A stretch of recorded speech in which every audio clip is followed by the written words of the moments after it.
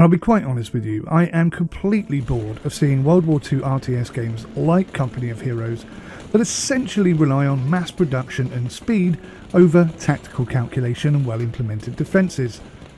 As a kid, I absolutely loved playing a game called Soldiers Heroes of World War II. For me, at that time, it was the most difficult and realistic RTS that I had ever played.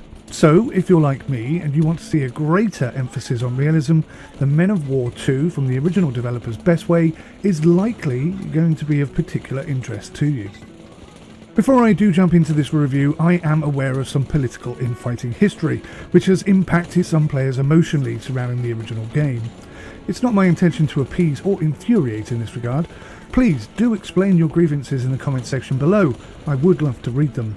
But for this review, I will be merely looking at Men of War 2 from the perspective of it being a standalone title. So Men of War 2 has a wonderfully accurate ballistic lethality. If for example you were to send a mass attack against a well-defended position, even with overwhelming numbers, you will witness a mutilation. Men of War 2 is based off the original game engine, and it retains many of the same positives: decent graphics and audio, realistic ballistics, and a real sense of challenge and difficulty. Even the medium difficulty settings will be difficult for new players. These are all things that I wanted to see in a World War II RTS. When I look through the Steam reviews, I see far too many people complaining about how hard the game is, and I tend not to pay any heed to those kind of reviews because culture shock, war is brutally unfair, and I do want a challenge. That being said, based on my own gameplay testing, the micromanagement requirements highlights 3 significant issues which, until fixed, are going to make this game so frustrating for some players that many will consider it to be almost completely unplayable. Issue number 1. In every RTS game I can think of that I have played over the last 40 years, I have been allowed to select units, then press Ctrl and a number between 1 and 0 on the keyboard and assign them to that number group. Then you can quickly issue commands by pressing the corresponding number once of that selected unit. Or you can press that button twice in order to select them and centralise the camera on them. Now this doesn't currently exist in Men of War 2, and because the game is so realistic, one bullet can kill a man instantly, it hampers the speed at which you can issue commands, so much so that it does start to feel almost unplayable. Sometimes you need to be able to quickly issue commands to units that have run into trouble, and you can't because the UI and the whole interface without that feature is quite clunky. Issue number 2. You cannot currently chain commands. So if I want a unit to hold fire, crouch, sneak up to throw a grenade to destroy an MG position, then run back to cover and repeat the same manoeuvre against a second enemy position, whilst I bring up a secondary set of units in order to eliminate a third enemy, I simply cannot do it. Because I must issue each command to that first chap one at a time. And I'm pretty sure, having tested this a few times, you can't actually make your men run whilst they're crouched either. I do have a suggestion. It would be even better still if we could chain commands and issue a go command to go with it, similar to the game Door Kickers 2. This would effectively allow us to plan, then orchestrate an elaborate and tactically devastating attack against enemy positions in a game which is brutally realistic, and I think that would make for a wonderful game experience. Issue number 3 is their failure to adhere to realism. So one of the things that is great about this RTS is the fact that enemy units do have visual spheres. If they see you, or they see your men, they will react to them. But for some reason, and in this example I'll use the first USA campaign mission, this is the one where we have to recapture a stolen tank, you'll discover that there is a perimeter trigger instead. So even if the enemy never see my men approaching, but as soon as my men get to within a certain distance, the enemy immediately ran and jumped into the tank. Now that in itself is disappointing, but what makes it worse is the fact that there is absolutely no way to open the tank hatch and kill the men inside and then take the tank back myself. I cannot get them out of the tank.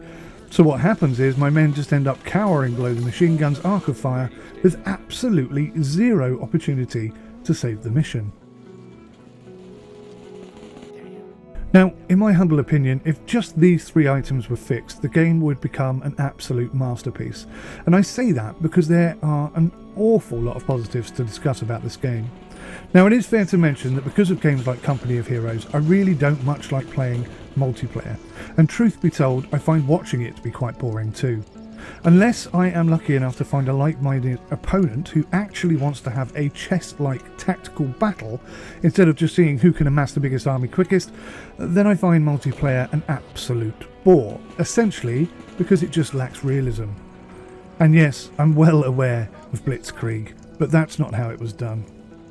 Now, it seems clear to me that Men of War 2 wants to prioritise multiplayer because with every success you get a reward with an MP perk.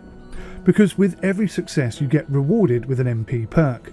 As most MP players tend to be an arcade style player, it does worry me that this realistic RTS will actually eventually try and make everyone happy, and in doing so will make everyone unhappy. One great suggestion that I saw was to have multiplayer have a 5-minute non-attack period where you can set up your defences before the battle begins. But I saw no reply from the developers on that suggestion, so I doubt we'll get to see it. Furthermore, the game is always online, even in single player mode, and interestingly, because of negative feedback, that is a feature which is now going to be changed. The good news is though that there is a lot of single player content for you to play, and you can play each of the campaign missions with up to 4 people in co-op mode, which to some degree could help with the issues I mentioned at the beginning. Sadly though, there are no British forces in this World War II conflict title. That to me is very much like leaving out the Nazis, because I'm pretty sure Britain did quite a lot in World War II. You've got story mode, historical mode, conquest mode and raid, and each is unique and will appeal to different players in individual ways. I especially like the conquest style gameplay, which includes a procedural battlefield and a tech tree element, and I enjoy also doing the historical campaigns because there is such a great sense of realism there. So let me just reinforce some of these positives, and by giving you an example of the level of realism that you can expect in this game. On one occasion, my anti-tank bazooka guy, who I had positioned to jump out, jumps out from behind the rock he was hiding behind and instantly kills all the men inside of the enemy tank. Now, presumably the driver has slumped over the controls and his corpse is now forcing that tank to do circles.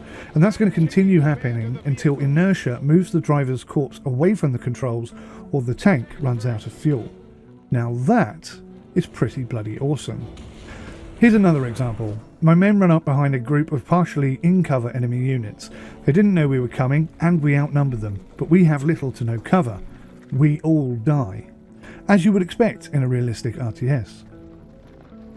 And I have to say that the attention to detail on units is incredible. On some of the grouped units you can issue group commands, but you can also issue commands to individual soldiers. So unlike the majority of RTS games where you can only select the group, in this game you can select one individual soldier, just tell him to hold fire, sneak up and throw a grenade to destroy an MG nest, and then get him to come back to the group who are not holding fire and will defend him against any oncoming attack. It's really very clever and very immersive. I just wish that some of those control elements I mentioned at the beginning were in place so that it was easier to implement these types of things. You might wonder, why is that so cool? It's much easier for one individual to sneak up and take out a multitude of enemy heavy weapons than it is for a group to sneak up and do it, because he's less likely to be spotted. So you can have lots of individual heroes or volunteers, as we see them quite often in World War II movies. In addition to all of this, you can build defences, lay trenches, put mines down, lay anti-tank defences. You can even ride a horse, not that I particularly think that's much of an improvement to the game. I also like how we need to move heavy weapons, and once positioned we can fortify and even camouflage them. These are all wonderful and exciting realism elements, and if you get your defence set up right, the enemy will find it very difficult to break through your defences. In addition to all of that, of course, we have the ability to take control, direct control of any unit on the game. So if you want to be a tank driver, you can be. If you want to be a machine gunner, you can be. It's really extremely awesome, and it's a great feature to have in the game. Now, there are quite a few other smaller issues with the game that I haven't yet mentioned. The UI is pretty horrible, it's clunky, and yes, it gets in the way. So many things are not explained properly in the tutorials, like how to repair vehicles, refueling using a single soldier and a barrel. I still can't figure out how to do that, despite having done the mission multiple times. And then there's the 50-50 AI logic. So most of the time they're okay. Hardly ever are they brilliant, and quite often they are totally stupid. Like one chap who was attacked by my men and we pulled back, and he just holstered his gun and sauntered off back to the base. Presumably his shift was over and he wasn't interested in fighting anymore. Didn't run back to base for cover or alert them or anything like that. Just looked like he was going for a gentle wander in the forest. How nice for him. Sometimes the pathfinding is just ridiculous. An example, when you're trying to get your men to take cover, almost always will put one or two guys on the wrong side of the cover so that they're going to get shot and killed. And on occasions my units just plain ignore my commands, not to mention getting stuck quite often. Sometimes getting units to turn around and face the way you want them to face is an absolute nightmare. And if I put men in a trench and ask them to move down the other end of the trench, for some reason some of them will climb out of the trench in order to run along and jump back in, by which time they're going to get shot and killed. There really is a very good realistic RTS here, just begging for those 3 simple changes to be made in order to totally transform the overall gameplay experience and turn my review into an overwhelmingly recommendation instead of this lukewarm one. It is okay, it could easily be better. You'll find that the explosions and the audio that goes with it and just the fighting and battle scenes that you get yourself into are extremely compelling. I really urge you to have a look at some proper gameplay on this game. I do feel like a lot of the reviews that I've seen are just people shouting, trying to get your attention, and, you know, genuinely their arguments are based on other games, or they don't tend to focus on this game per se. Just what they wanted to see and what is here are not the same, and therefore they think that's a justified argument to downvote this game. I genuinely think this is a good game. 99% of you will probably enjoy it. If they make those 3 changes I mentioned at the beginning, I think even more people than 99% will enjoy it. I think the vast majority of you will enjoy it as it is, although it does take a bit of time to get used to the clunky controls. Once you get used to them though, they're actually very effective. And if they just brought in those first 2 changes that I mentioned, then I think the game would astronomically excel in reviews. Perhaps it's a little bit too expensive, and I don't like the fact that there's no British units in a World War II game. I think that's just disgusting. And yes, I am appalled by the lack of Brits in this World War II RTS. So I would like to see those 4 things fixed, let's say, and then I can give it a massive rosy thumbs up. But yes, even in its current state, it is a good game, and there's a lot of content here. And with the co-op mode, which I haven't been able to try, I think there's even more potential gameplay. It could be such a great game if they had the elements that I've mentioned above, but we'll have to wait and see what the devs do. Thank you for watching. Please hit the like button. I'll see you in the next one. Till then, take care. Goodbye for now.